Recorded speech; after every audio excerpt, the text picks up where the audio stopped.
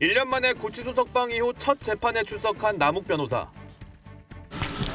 천화동인 1호 실소유주 누군가요? 법정에서 소상히 말씀드리겠습니다. 재판이 시작되자 굳게 닫아왔던 입을 열었습니다. 남 변호사는 검찰 조사 당시 사실대로 진술하지 못한 부분에 대해 말해달라는 검찰 측 요구에 천화동인 1호가 이재명 시장 측 지분이라는 사실을 2015년부터 알게 됐다고 답했습니다. 이어 검찰이 해당 사실을 말하지 않았던 이유를 묻자 선거도 있었고 겁도 났다며 솔직하게 말하지 못한 부분에 대해 죄송하다고 말했습니다. 민주당 이재명 대표 측에 돈을 건넨 사실도 털어놨습니다. 남 변호사는 2014년 분양대행업자 이모 씨로부터 받은 돈 22억여 원 중 4억 원 이상을 선거비용 명목으로 이재명 시장 측에 건넸다고 증언했습니다. 또 2013년 유동규 전 성남도시개발공사 기획본부장이 높은 분들에게 드려야 할 돈이라고 말해 3억 5,200만 원을 전달했고 이 중 9천만 원은 당시 한 일식집에서 유 전 본부장에게 건네자 곧바로 다른 방으로 이동해 누군가에게 전달했다고 구체적인 상황을 전했습니다. 유 전 본부장에 이어 남 변호사까지 폭로전에 가세하면서 앞으로 대장동 재판을 향한 관심은 더 뜨거워질 전망입니다. 이재명 더불어민주당 대표는 천화동인 1호에 이 대표 측 지분이 있는 걸로 안다는 남욱 변호사 폭로에도 무거운 침묵을 이어갔습니다. 선거도 있었고 겁도 많아서 사실대로 말하지 못했다고. 대신 안호영 민주당 수석대변인이 나서 남 변호사 진술에 대해 말도 안 되는 황당한 주장이라고 일축했습니다. 하지만 김영계에선 이제는 이 대표가 직접 해명을 해야 한다는 주장이 나왔습니다. 이 대표가 정말 무관한지 그건 솔직히 잘 알 도리가 없죠. 최측근 2명이 연이어 구속된 데 대해서 최소한 무리를 일으켜서 미안하다 이런 유감 정도는 표시할 때가 되지 않았나. 또 부정부패로 기소된 당직자의 직무를 정지하는 당헌 80조를 검토해야 한다는 목소리도 더해졌습니다. 이 대표 측근의 사법 리스크가 당으로 전이되는 걸 막아야 한다는 건데 민주당은 아직 논의한 바 없다고 선을 그었습니다. 때문에 정치권에선 친명계 중심인 민주당 지도부와 비명계 간 내부 균열의 조짐이 보인다는 분석도 나옵니다. 검찰은 구속된 정진상 더불어민주당 당대표실 정무조정실장이 대장동 개발 사업자로 민간 사업자들이 선정되게 한 것과 이재명 대표의 연관성에 주목하고 있습니다. 검찰 관계자는 정 실장이 이 대표와의 관계 때문에 권력을 갖게 됐을 가능성에 무게를 두고 있다며 이 대표에 대한 수사 역시 필요하다고 밝혔습니다. 또 검찰은 정 실장이 경기도청 정책실장으로 근무하던 2018년부터 지난해까지 사용했던 이메일 등을 확보하기 위해 경기도청에 대한 추가 압수수색도 진행했습니다. 뉴스타파가 공개한 정 실장의 사전 구속영장에서 검찰은 정 실장이 유동규 전 본부장에게 우리는 개인 비리로 몰아갈 것이고 선거를 밀어붙일 것이라고 하는 등 진술을 하지 않도록 종용했다고 주장했습니다. 또 김용 부원장은 유 전 본부장에게 어디 가서 쓰레기라도 먹고 배탈이라도 나서 병원에 입원하라며 도피시키려는 시도를 했다는 내용도 적혀 있습니다. 최측근들의 이딴 구속에 대해 이재명 대표는 침묵을 이어갔습니다. 가장 가까운 측근인 정지상 실장님 구속됐는데 그래도 이런 부분에서도 야당 탄압이라고 보시는 부분이 있는지. 정 실장 측은 구속 여부를 다시 심사해달라고 법원에 요청해 내일 구속 적부심이 열릴 예정입니다. 석방 뒤 폭로전에 가세한 남욱 변호사는 법정에서 2013년부터 이재명 대표 측에 돈을 전달했다고 진술했습니다. 법정에서 소상히 말씀드리겠습니다. 유동규 전 본부장이 당시 높은 분들에게 드려야 할 돈이라고 말해 총 3억 5,200만 원을 전달했고 그중 9천만 원은 유 전 본부장이 일식집 옆방에서 전달하기도 했다고 구체적인 상황까지 설명했습니다. 또 2014년 지방선거를 앞둔 시점에 남 변호사는 김만배 씨에게 12억여 원을 전달했는데 최소 4억 원은 정진상 실장, 김용 부원장에게 전달된 것으로 알고 있다고 언급했습니다. 이 밖에도 화천대유 운영비에서 매달 1,500만 원씩 정진상, 김용 두 사람에게 전달된다고 들었다고 진술하기도 했습니다.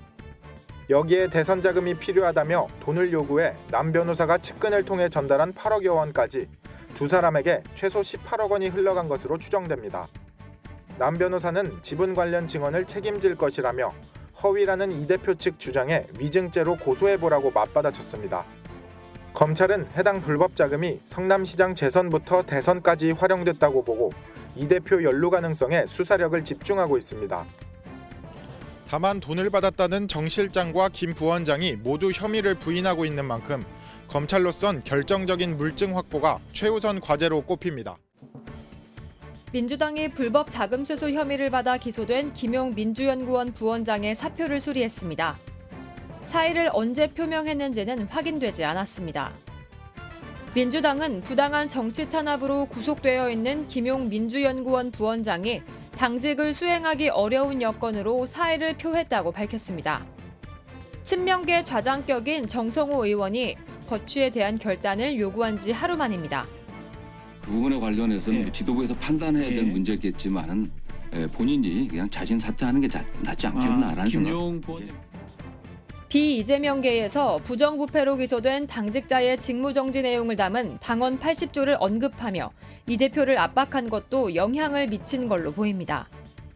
정치 탄압이라고 판단되면 당무위원회의 의결을 거쳐 예외로 둘 수 있지만 민주당은 실제 당직을 수행할 수 있는지 여부를 놓고 판단했다고 설명했습니다.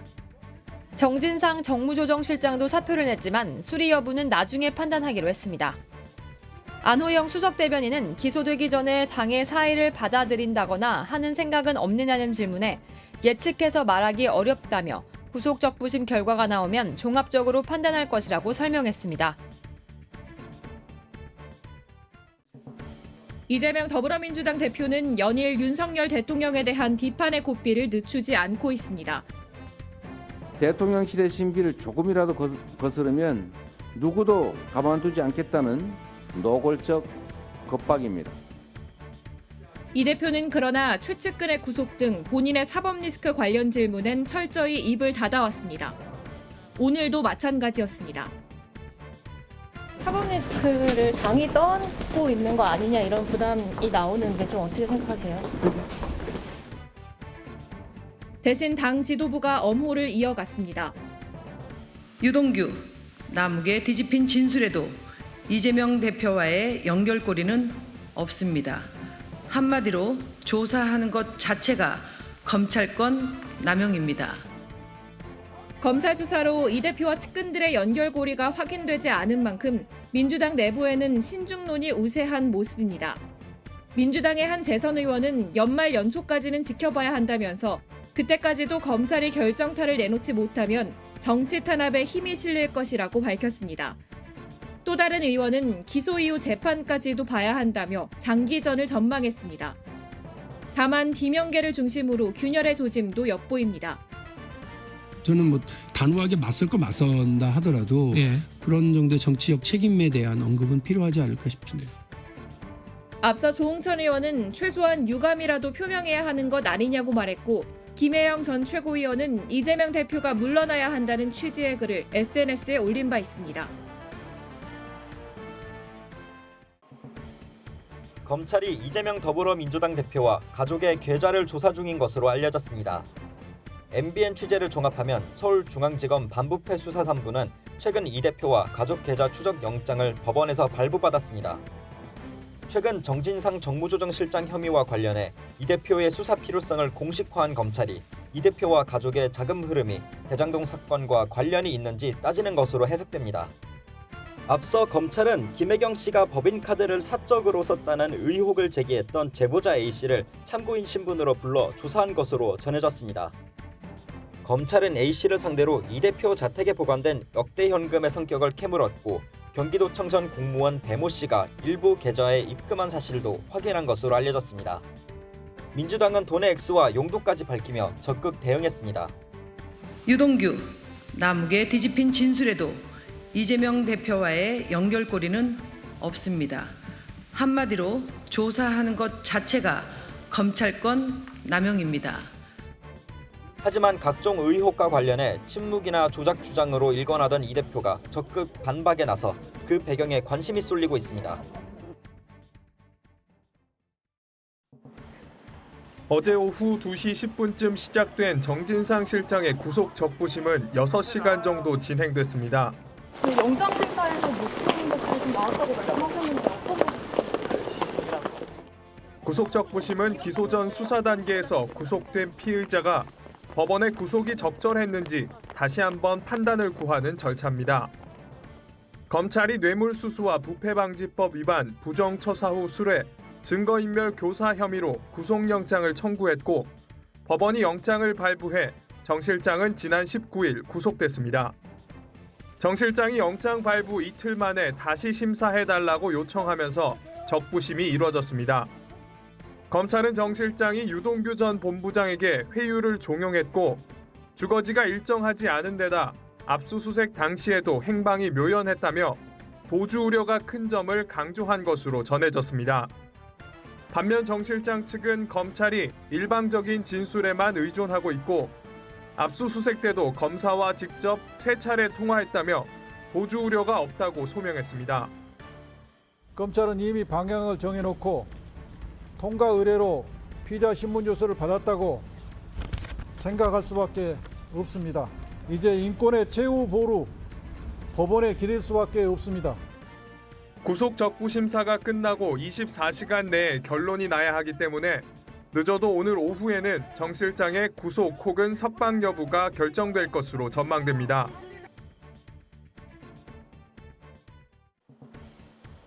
대장동 특혜개발 의혹의 핵심 관계자인 화천대유 대주주 김만배 씨가 구치소를 빠져나옵니다. 지난해 11월 구속된 이후 1년 만에 구속기간 만료로 석방된 겁니다. 소란을 일으켜서 여러모로 송구스럽다는 말씀드리겠습니다. 향후 재판에 성실히 임하겠습니다. 인터뷰를 하지 않겠다고 미리 입장을 밝혔던 김 씨는 대장동 지분이 누구 거냐는 등 다른 질문엔 답하지 않고 자리를 떠났습니다. 유동규 전 본부장 남욱 변호사에 이어 김 씨까지 석방되면서 이른바 대장동 3인방은 모두 불구속 상태로 재판을 받게 됐습니다. 앞서 남 변호사는 대장동 지분을 가장 많이 가진 인물이 김 씨며 천화동인 1호 지분이 이재명 대표 측에 있다고 김 씨로부터 들었다고 언급했습니다. 하지만 최근까지 김 씨는 천화동인 1호의 실소유주는 본인이라는 입장을 고수하고 있는 것으로 전해집니다. 그분은 없어요. 그분은 제 건데 왜 천화동인 와는 제 거라고. 먼저 석방된 남욱, 유동규 두 사람이 이재명 대표 측을 겨냥한 폭로전에 나선 가운데 내일 열릴 재판에서 김 씨의 입장에도 관심이 쏠립니다. 구치소 밖으로 빠져나오는 화천대유 대주주 김만배 씨. 소감을 묻자 송구하다고 사과하면서도 단서를 달았습니다. 법률적 판단을 떠나서 죄송하다는 말씀도 드리겠습니다. 그리고 향후 재판에 성실히 임하겠습니다. 법적 책임에 대해서는 아직 다퉈보겠다는 의사를 비친 걸로 해석되는데 앞서 입을 열기 시작한 유동규, 남욱 두 사람과는 다른 태도를 보일 가능성을 내비친 겁니다. 그 법률적 판단 그 코멘트가 저희가 생각하기에도 좀 의아해서 제가 그걸 알 수 없으니까. 그분이 누군지 묻는 말에도 김 씨는 답하지 않았습니다. 대장동 그분 누굽니까? 나오는데 대장동 그분 누굽니까? 정영학 회계사 녹취록에 등장하는 천화동인 1호 그분을 언급한 김 씨의 진술은 대장동 사건과 이재명 더불어민주당 대표 측을 연결하는 열쇠로 꼽힙니다. 앞서 남욱 변호사가 그분이 이 대표 측이라고 들었다고 말했지만 법적 증거 능력을 갖추려면 당사자인 김 씨 진술이 필수적이기 때문입니다. 하지만 김 씨는 아직 천화동인 1호의 주인이 자신이라는 입장을 바꾸지 않은 상황. 그분은 없어요. 그분은 제 건데 왜 천화동인 와는 제 거라고. 석방 뒤 처음으로 법정에 나서는 김 씨가 내일 대장동 재판에서 어떤 태도를 보일지에 관심이 쏠리고 있습니다.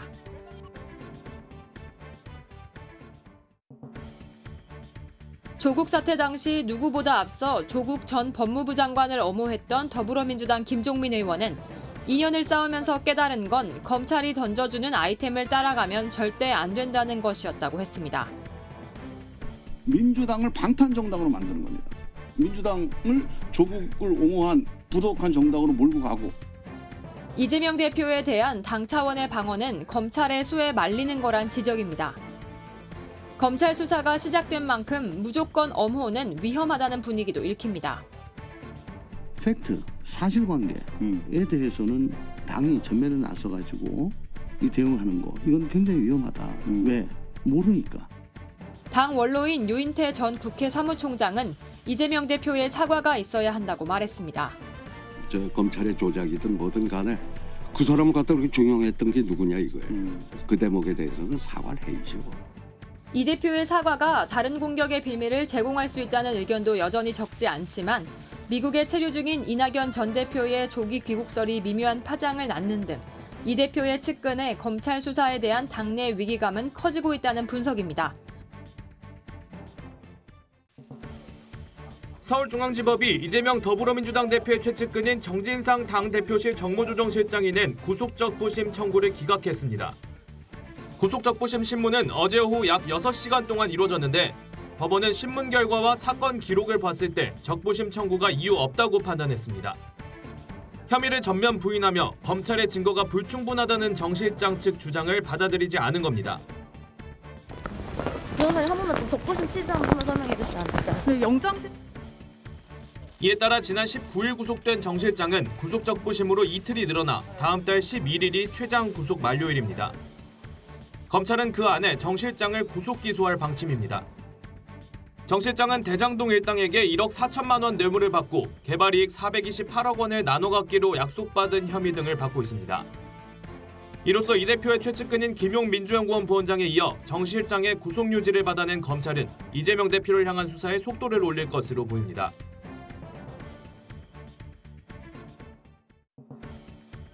검찰 수사에 대해 긴 침묵을 이어온 이재명 더불어민주당 대표가 아침 회의 종료 직전 갑자기 마이크를 잡더니 작심한 듯 입을 열었습니다. 검찰이 이 대표와 이 대표 가족에 대한 계좌 추적에 나선 것에 대해 강한 불만을 드러냈습니다.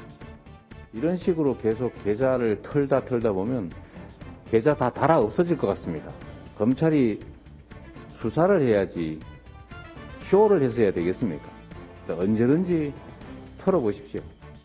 지난 10일 검찰의 대장동 수사를 놓고 창작 완성도가 매우 낮다고 비꼰대에 이어 다시 검찰 비판에 나섰습니다. 비명계를 중심으로 유감 표명 요구가 나오지만 정면 돌파 의지를 내비친 걸로 풀이됩니다. 이 대표는 또 수사는 기본적으로 밀행이 원칙인데 검찰이 선무당 굿하듯 온 동네를 시끄럽게 한다고도 했습니다. 민주당 정치탄압대책위에서도 망신주기 수사가 도를 넘었다며 검사를 공무상 비밀 누설죄로 고발하는 방안을 검토하고 있습니다. 국민의힘은 거짓말의 성이 무너지기 직전이라며 이 대표를 강하게 비판했습니다. 긴 침묵의 나날들 끝에 드디어 오늘 이재명 대표의 입에서 나온 말은 요란한 정치 구호뿐이었습니다. 국민의힘은 이 대표가 명예를 회복하는 유일한 방법은 떳떳하게 검찰 수사에 응하는 것이라고 강조했습니다. 이른바 50억 클럽과 관련해 유일하게 재판에 넘겨진 건 곽상도 전 국회의원입니다. 공판 끝나가는데 좀 마지막으로 좀 입장 같은 거 좀. 그건 마지막 진술할 기회가 있지 않겠습니까? 석방된 뒤 폭로를 이어가고 있는 남욱 변호사는 이 재판에 증인으로 출석했습니다. 남 변호사는 곽 전 의원이 화천대유 대주주 김만배 씨에게 회사에서 돈을 꺼내서 주고 3년 징역 살고 나와라라고 말해 김 씨가 격분한 적이 있었다고 주장했습니다. 하지만 곽 전 의원은 남 변호사가 만났다고 언급했을 때는 정권이 바뀌어서 적폐청산 수사 대상이 된 상황인데 사석에 가서 돈을 달라는 게 상상이 안 된다라며 언성을 높였습니다. 이런 가운데 최근 경찰은 50억 클럽 의혹을 받은 한 언론사 회장을 김만배 씨에게 50억 원을 빌리고 이자 없이 원금만 갚은 혐의로 검찰에 넘겼습니다. 50억 클럽 의혹에 대한 폭로도 시작된 가운데 이재명 더불어민주당 대표를 겨냥한 수사와 비교해 답보 상태이던 수사가 속도를 낼 수 있을지 주목됩니다.